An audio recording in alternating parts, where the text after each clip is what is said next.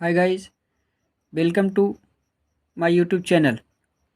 Today is discuss about to the blood. Guys, आज हम सब रुधिर के बारे में अध्ययन करेंगे। रुधिर क्या है? रुधिर से संबंधित संपूर्ण जानकारी, ब्लड से संबंधित संपूर्ण जानकारी के बारे में अध्ययन करेंगे। गाइज, रुधिर एक तरल संयोजी ऊतक है। यह एक क्षारीय एल्कली सब्सटेंस होता है। इसका पीएच मान 7.3 से 7.5 होता है। गाइज, ब्लड में एक हीमोग्लोबिन नामक पिगमेंट पाया जाता है, जिसके कारण इसका रंग लाल होता है। मनुष्य के रुधिर में आयरन तत्व पाया जाता है, जो ह्यूमन के ब्लड में हीमोग्लोबिन पाया जाता है। यह 29% पाया जाता है। कुछ जीवों के रुधिर में हीमोग्लोबिन के स्थान पर हीमोसाइनिन पाया जाता है, और हीमोसाइनिन के कारण जो ब्लड का रंग होता है अलग अलग रंग प्रदर्शित करते हैं। गाइस, कुछ में रंगहीन होते हैं, कुछ में नीले रंग के पाए जाते हैं, कुछ में वाइट ब्लड सेल्स पाए जाते हैं, जिसको सफ़ेद कहा जाता है। गाइस, सफ़ेद रंग का जो ब्लड होता है वह आर्थ्रोपोडा संघ के जंतुओं में पाया जाता है, जैसे टिड्डा और तिलचट्टा। गाइस, आर्थ्रोपोडा और मोलस्का संघ के जो जीव होते हैं, इसमें ओपन टाइप सर्कुलेशन पाया जाता है। गाइस, ऑक्टोपस में नीले रंग का रुधिर पाया जाता है। उसके रुधिर में जो मोलस्का संघ के जीव होते हैं, उसके ब्लड में कॉपर आयन पाया जाता है। जो हीमोसाइनिन पाया जाता है, इसके ब्लड में जो पिगमेंट पाया जाता है, इसमें कॉपर आयन पाया जाता है।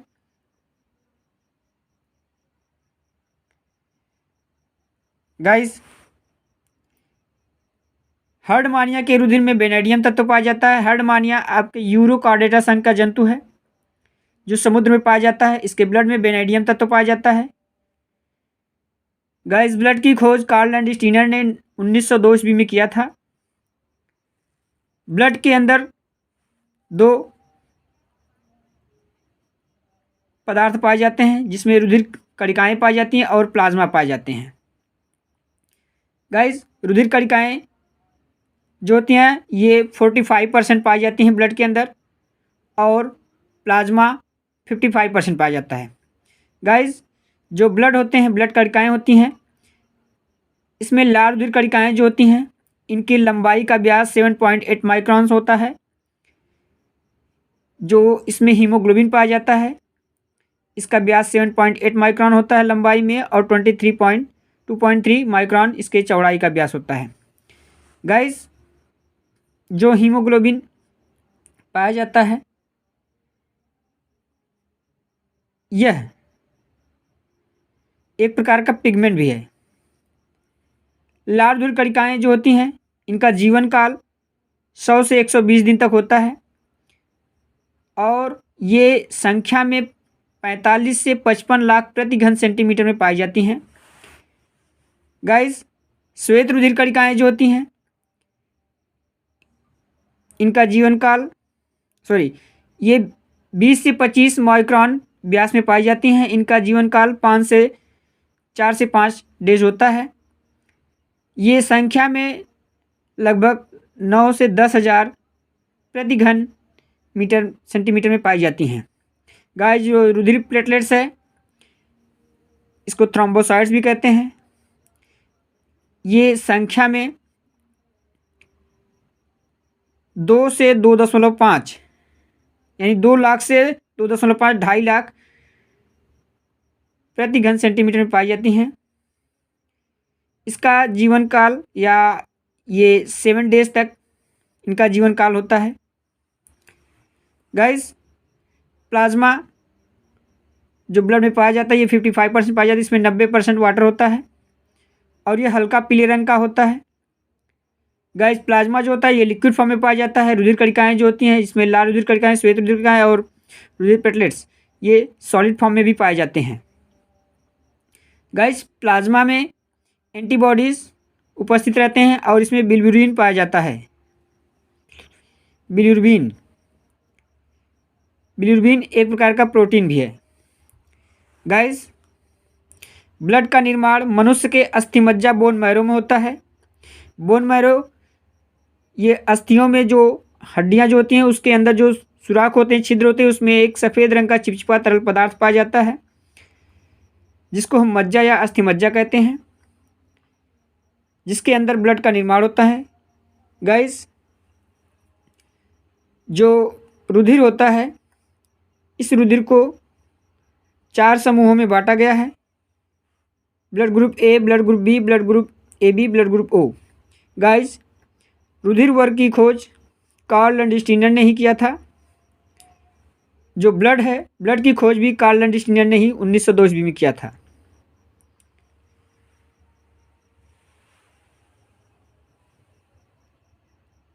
गाइस, मनुष्य एवं स्तनी वर्ग के जीवों के ब्लड में न्यूक्लियस नहीं पाया जाता है, किंतु ऊंट और लामा के ब्लड में केंद्रक पाया जाता है।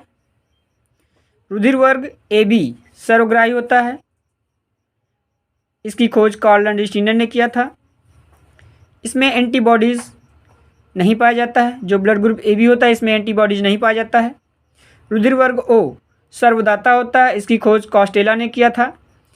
इसमें एंटीजन नहीं पाया जाता है। गाइस, ब्लड का निर्माण भ्रूण के मेसोडर्म से होता है।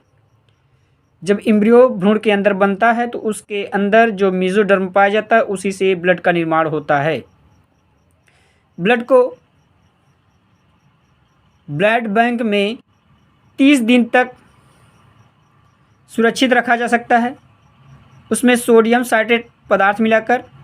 सामान्य व्यक्ति के रुधिर में 5 से 6 लीटर रुधिर पाया जाता है। स्त्रियों में 4 से 5 लीटर पाया जाता है। रुधिर बैंक, ब्लड बैंक मनुष्य के प्लीहा स्प्लीन को कहा जाता है। मनुष्य के शरीर के अंदर ब्लड नहीं जमता है। क्यों? क्योंकि मनुष्य के शरीर के अंदर यकृत से स्रावित होने वाला एक पदार्थ हिपैरिन होता है। यह एक प्रकार का प्रोटीन होता है जो मनुष्य के शरीर के अंदर ब्लड को जमने नहीं देता है। गाइस, बाहर मनुष्य के शरीर से जब चोट लगती है, मनुष्य के शरीर में चोट लगती है, उसके ब्लड बाहर जमने लगते हैं। 5 से 6 मिनट ब्लड क्लॉटिंग होने लगता है। क्यों? क्योंकि ब्लड बाहर जमने के कारण उसमें कुछ प्लाज्मा के अंदर प्रोथ्रोम्बिन, फाइब्रिनोजन ऐसे पदार्थ पाए जाते हैं जो बाहर ब्लड को क्लॉटिंग होने में सहायक होते हैं। गाइस, रुधिर का कब्र किसे कहा जाता है? तो रुधिर का कब्र यकृत और प्लीहा को कहा जाता है। प्लीहा और यकृत। गाइस, सामान्य व्यक्ति में हीमोग्लोबिन की मात्रा -14.7 ग्राम प्रति सेंटीमीटर होती है। WBCS, जिसको वाइट ब्लड कॉर्पस कहते हैं। गाइस, जब किसी व्यक्ति के शरीर में WBCS की मात्रा अधिक बनने लगती है तो उस व्यक्ति के शरीर में ब्लड कैंसर हो जाता है।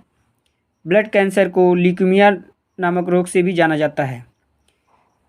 ब्लड कैंसर होने के चांस, जब किसी व्यक्ति के शरीर में बोन मैरो के अंदर WBCS की मात्रा अधिक बनने लगती है तो उसमें लाल रुधिर कणिकाएँ क्षतिग्रस्त हो जाती हैं, जिससे नई सेल्स नहीं बन पाती हैं, जिसमें RBCS का निर्माण नहीं हो पाता है। WBCS की मात्रा अधिक बनने लगती है जिससे ब्लड कैंसर हो जाता है, जिसको ल्यूकीमिया रोग कहते हैं।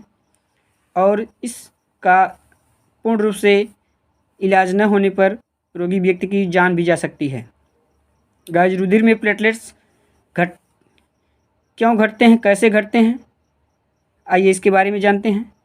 रुधिर में प्लेटलेट्स घटने के कारण, जब किसी व्यक्ति को मादा एडीज इजिप्टी मॉस्किटो ब्लड का शक करती हैं, काटती हैं, तो उसमें ये डेंगू रोग हो जाते हैं। उस समय व्यक्ति के शरीर में जो पाए जाने वाले प्लेटलेट्स होते हैं उनकी संख्या घटने लगती है, जिसमें व्यक्ति को कमजोरी, थकान, उल्टी होना, बुखार आना, जोड़ों में दर्द आदि लक्षण दिखाई देते हैं। प्लेटलेट्स कैसे बढ़ते हैं? गाइस, प्लेटलेट्स बढ़ाने के लिए हमें प्रतिदिन स्वच्छ भोजन का प्रयोग करना चाहिए, जिसमें प्रतिदिन हमें नारियल का पानी पीना चाहिए, पपीते का फल और पपीते की पत्ती बकरी के दूध के साथ सेवन करना चाहिए। पपीता का फल और पपीते की पत्ती अति लाभकारी है। और प्रतिदिन हमें व्यायाम करना चाहिए। गाइस, वीडियो अच्छा लगे तो वीडियो को लाइक और चैनल को सब्सक्राइब अवश्य करिएगा। Thanks watching for video.